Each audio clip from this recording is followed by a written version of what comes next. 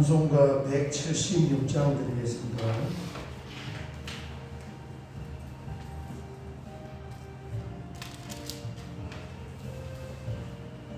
176장입니다.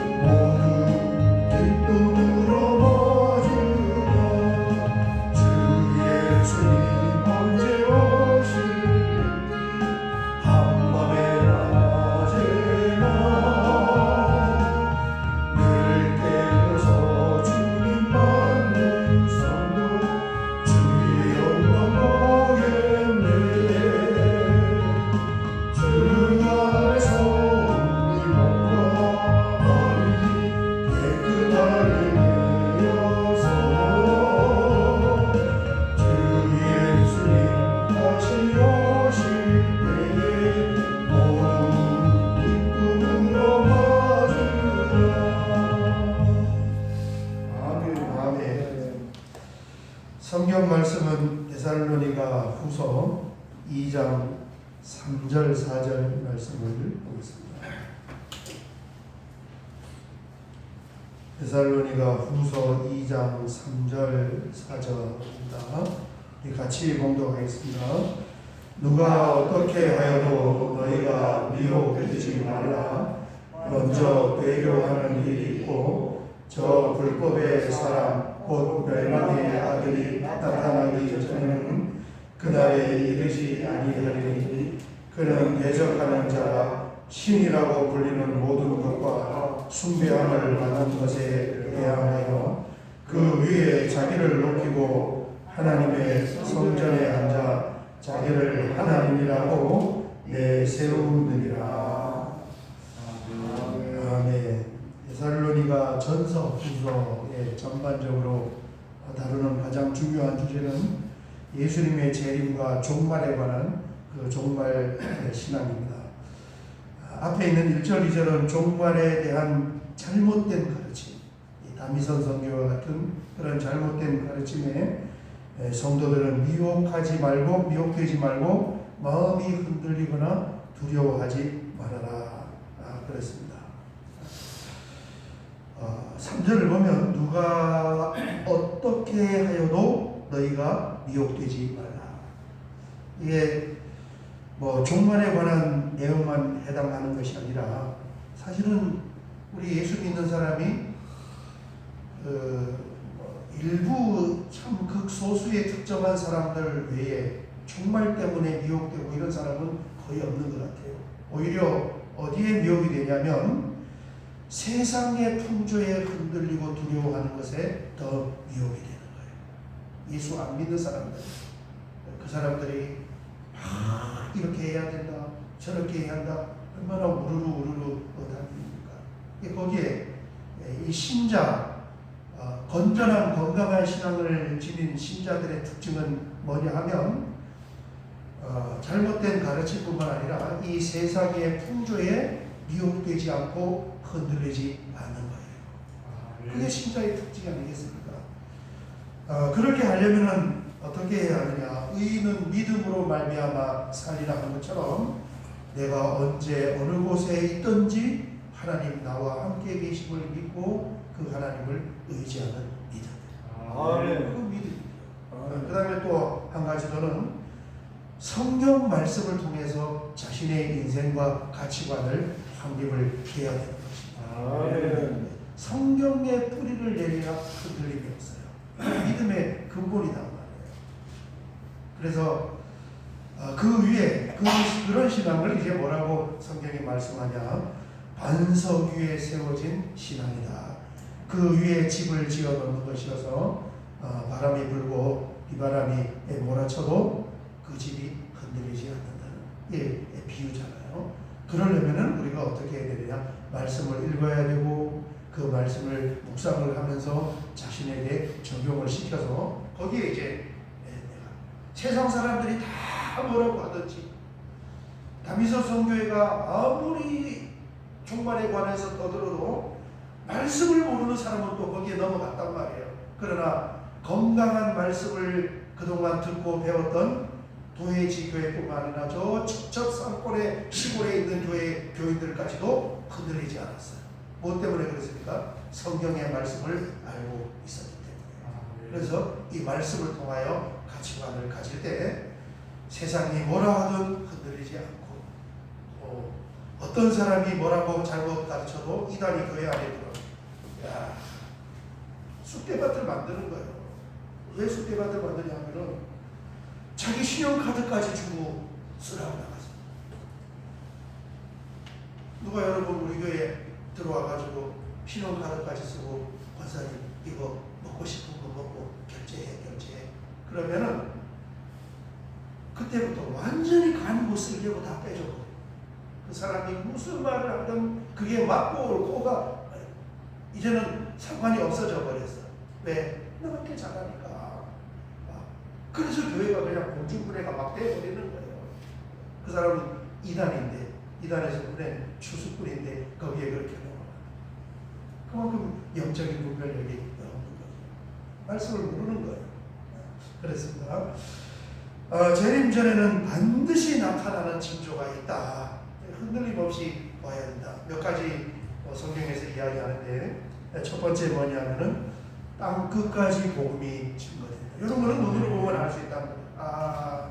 종족별로 땅 끝까지 복음이 증거된 후에 예수님이 재림한다는 이거는 우리가 충분히 볼 수 있는 그런 현상이니까 지금 종족별로는 지구상의 복음이 한 절반 정도 지금 전달이 됐어요. 2000년 걸렸단 말이에요. 절반은 가는데 그러면 나머지 절반은 옛날 문명이 발달하기 전에 2000년 걸렸으니까 지금은 훨씬 걸어서 2000년 걸렸으니까 지금은 그 시간을 축소할 수 있는 거죠. 언제인지 모르지만. 그렇지만 정확한 것은 뭡니까? 종말이 다가오고는 있지만은 내일은 아닌 것 같아. 그거는 틀림없어. 아직도 복음이 전파되려면 그래도 어느 정도 시간이 필요해요. 이 선교신학자들은 하나님 역사하시거나 10년 내에는 끝날 수 있는 곳까지 오고 있다. 지금 과학 문명이 발달해서 뭐 지구촌이 다 하루 거리에 지금 걸려 있잖아요. 하루 거리에. 그러니까 한 10년 내까지는 임박해 있지만은 그렇게 금방은 아니다. 이게 정확한 대답입니다. 그건 우리가 볼 수 있다는 거예요. 그 다음에 두 번째는 뭐냐면은 오늘 말씀을 보니까 예수님 재림하기 전에 반드시 나타나는 현상 하나가 있는데 그것이 바로 적그리스도가 등장을 한다. 이렇게 말씀하고 있습니다.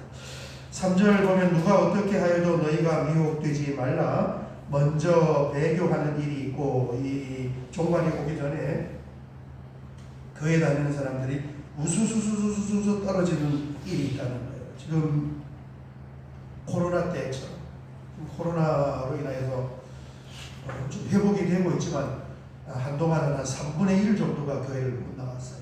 그건 뭐 질병에 의해서 잠시 못 나오는데 어쨌든 이 코로나 때문에 떨어지는 사람도 많이 있었다는 거예요. 그런 일이 일어난다는 거예요. 그 다음에 이제 정하는 것은 저 불법의 사람 곧 멸망의 아들이 나타나기 전에는, 이게 적그리스도예요. 불법의 사람 멸망의 아들이 나타나기 전에는 그날이 이르지 아니하리니. 아멘. 착한 하나님 말씀. 예수님의 재림은 반드시 언제 오냐면은 복음이 땅끝까지 종족별로 전달이 되고 세계를 통합하는 이 지도자 적그리스도가 등장을 하고 난 이유다. 그렇습니다. 이런 말씀을 알면은 뭐 다미선 교회 같은 그런 주장은 씨알도 안 먹히는 것이고, 건전한 교회에 대해서는 이 적그리스도에 대해서 4절 그는 대적하는 자라 신이라고 불리는 모든 것과 숭배함을 받는 것에 대항하여 그 위에 자기를 높이고 하나님의 성전에 앉아 자기를 하나님이라고 내세우느니라. 아멘. 이 모델이 있습니다. 이렇게 기록을 해놓으면 이 사람들이 누구를 떠오르냐 하면은 안티오쿠스 에피파네스 4세. 이 안티오쿠스 기원 BC 167년에 나타났던, 여기가 지금 이제 전체가 지금 요 보물 시대는 로마가 다스리는 지역이지만, 로마 제국이 오기 전에는 알렉산더, 마케도니아 출신 알렉산더 대왕이 이쪽을 다 여기까지 전부, 여기 인도까지, 인도 서부까지 전부 이쪽 전체가 다 헬레니즘 문화로 덮어난 거예요. 헬라. 그래서 성경도 헬라어로 썼잖아요. 그런데 33살에, 예수님 나이 때 33살에 갑자기 전쟁을 하고 그 후유증으로 귀국도 못하고 이 중간에서 사망을 한 거예요. 어마어마한 이 대제국을 세워놓고 사망을 하면서 후계를 못 만들어 놨어요. 이게 뭐 지금 정치를 봐도 알겠지만 얼마나 권력 암투가 심하겠습니까? 이 넓은 땅덩어리를 후계 구도를 못 만들어 놓으니까 난리가 난 거죠. 그래서 휘하에 있는 그 장군들이 서로 싸우고 나중에 이제 내수로 이렇게 통합이 됐어요. 그래서 네더머리를 쪽에서 이제 이집트의 그 유명한 클레오파트라 그쪽에, 이제 이집트 쪽에 프톨레마이오스라고 하는 이 남방을 다스리는 한쪽으로 프톨레미 장군에 의해서 이쪽이 쪼개지고, 그 다음에 이제 여기 이쪽이 시리아 이쪽 부분에는 안티오쿠스, 그래서 안디옥이라는 도시가 그때 세워졌단 말이에요. 저쪽에도 안디옥, 이쪽에도 안디옥, 기념해서. 이 안디옥이 우리가 성경 한글로 안디옥이라 하지만 원래는 안티오쿠스예요. 1세, 2세, 3세, 4세. 이 적그리스 모델이 안티오쿠스 4세. 여기 다스렸어요. 그래서 이 안티오쿠스 4세가 스스로 자칭 자기를 에피파네스라, 이 에피파네스는 무슨 뜻이냐면은 신의 현현이라, 하나님의 현현. 에피파네스라고 부르고 발행하는 동전에다 자기의 얼굴을 넣고 거기에다가 게오스라고 새겨놓은 거예요. 내가 하나님이다. 내가 신의 현현이다. 이게 적그리스도의 모델인데, 그 사람이 이제 이 남방하고 북방하고 뭐 경계가 한 이쯤 이렇게 경계를 정해놓고, 이쪽은 안티오쿠스 왕족, 이쪽은 프톨레미 왕족. 둘이 남북이 다니엘서에 보면 싸운단 말이에요. 계속 둘이 싸워요. 그래서 남쪽이 이기면은 이 가나안 땅은 프톨레미 왕조가 다스리고 이제 세력이, 북쪽이 세력이 강해서 밀고 내려오면은 여기는 안티오쿠스 세력이 다스리는, 이 아주 이 중간 지대에 있었는데, 이 안티오쿠스 에피파네스 4세 때는 거기가 힘이 더 세서 이쪽 예루살렘을 거기가 다스렸단 말이에요. 이 사람이 예루살렘을 다스리면서 어떤 행위를 했냐 하면, 이 마지막 종교적인 적그리스도의 행위와 해당하는 그런 행위를 한 거예요. 자기를 하나님이라 하고 데우스라고 하고 성소를 폐하고 안식일에 제사를 금지하고 번제단 그 자리에다가 제우스 신상을 설치를 하고 예루살렘 성전 안에다가 그 다음에 돼지 피를 그 안에다 뿌리고 돼지를 제물로 올리고 성경을 불태우고 유대인들 한 10만 명을 학살을 하고 4만 명을 노예로 삼았고 제사장한 600명을 죽인 거예요. 이스라엘 사람들은 그 역사를 이스라엘뿐만 아니라 이 중동동 사람들은 다 알고 있는 거죠. 만에 그 어마어마한 만에. 그래서 그 사람을 예수님을 뭐라고 했느냐? 다니엘서에 기록이 된 이 불법의 멸망에 가증할 것이다. 이렇게 말했습니다. 우리 그 부분을 한번 찾아보고 기도하도록 하겠습니다. 다니엘서에 한번 가보면 예언이 이제 요한계시록하고 지금 우리가 보는 데살로니가 전후서, 복음서, 그 다음에 구약의 서지서까지 다 연결되는 종말에 관한 내용이에요. 다니엘서에 한번 가서 보면 먼저 7장 25절을 보겠습니다. 다니엘서 7장 25절을 보면 안티오쿠스 에피파네스 4세라는 역사적인 인물, 이 사람이 마지막에 등장하는 적그리스도의 모델로 나옵니다. 다니엘서 7장 25절 다 찾으셨나요? 같이 한번 읽겠습니다. 시작. 그가 장차 지극히 높으신 이를 말로 대적하며 또 지극히 높으신 이의 성도를 괴롭게 할 것이며 그가 또 때와 법을 고치고자 할 것이며 성도들은 그의 손에 붙인 바 되어 한 때와 두 때와 반 때를 지내리라. 아멘. 여기 한 때와 두 때와 반 때는 요한계시록의 후 3년 반입니다. 이게 적그리스도예요. 이 사람이 지금 적그리스도이고 종말에 갔을 때는 모델이 되는 사람은 누구냐? 안티오쿠스 4세라는 것입니다. 넘어가서 9장 27절 보겠습니다. 9장 27절 같이 읽겠습니다. 그가 장차 많은 사람과 더불어 한 이레 동안의 언약을 굳게 맺고 그가 그 이레의 절반의 제사와 예물을 금지할 것이며 또 포악하여 가증한 것이 날개를 의지하여 설 것이며 또 이미 정한 종말까지 진노가 황폐하게 하는 자에게 쏟아지리라 하였느니라 하니라. 아멘. 여기에 보면은 제사와 그 일의 절반의 제사와 예물을 금지할 것이며 여기에 마지막 종말에 있는 적그리스도이고 모델은 안티오쿠스 에피파네스 4세. 그러니까 7년 대환란이 와야 돼요. 이 한 일에 그 다음에 후 3년 반, 전 3년 반 반드시 7년이라는 한 덩어리가 와야 그 이후에 재림과 종말이 일어날 수가 있습니다. 넘어가서 11장 31절을 보겠습니다. 11장 31절 다니엘서 11장 31절 여기 이제 지금 그 11장 20절에 보면은 비천한 북방왕이라 그러는데 이 남방왕 북방왕이 아까 제가 설명을 했던 예루살렘을 중심으로 한 남쪽과 북쪽이 나누어진 그때입니다. 지금 안티오쿠스 에피파네스가 등장을 했어요.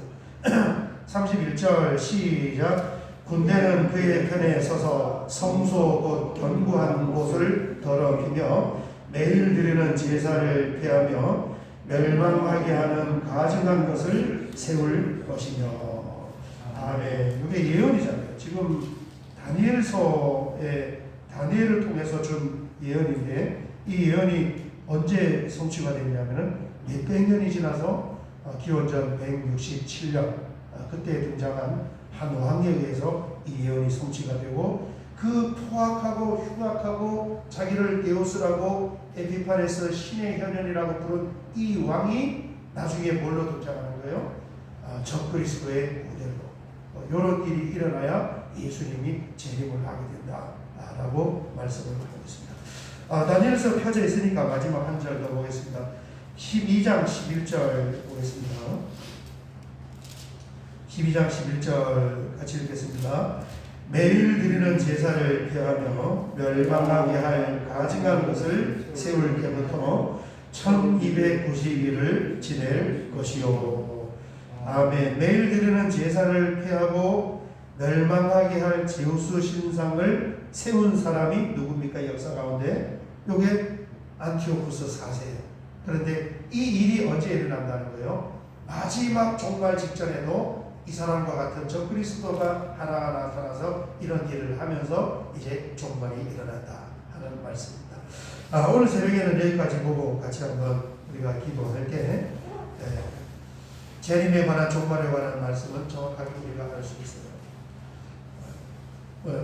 그래서 그 데살로니가 전서를 보면 종말을 맞이하는 성도는 뭘 해야 되냐면 깨어 있어야 되고 믿음과 소망과 사랑을 실천하며 살며 덕을 세우면서 하나님의 공동체 교회를 잘 세워나가며 영혼을 구원해 나가는 것이 종말을 맞는 성도의 자세다. 이렇게 말씀하고 있습니다. 우리 주여 한번 크게 부르고 기도드리겠습니다. 주여 아버지 하나님 감사합니다. 오늘도 새벽의 잠잠을 깨게 하시고 주님 앞에 나와 깨어있으라고 말씀하신 것처럼 하나님의 말씀을 통하여서 우리가 영적으로 깨어있고 또 정신을 바짝 차리고 허황된 가르침이나 세상의 사람들이 우르르 다니는 그곳에 마음을 빼앗기지 않게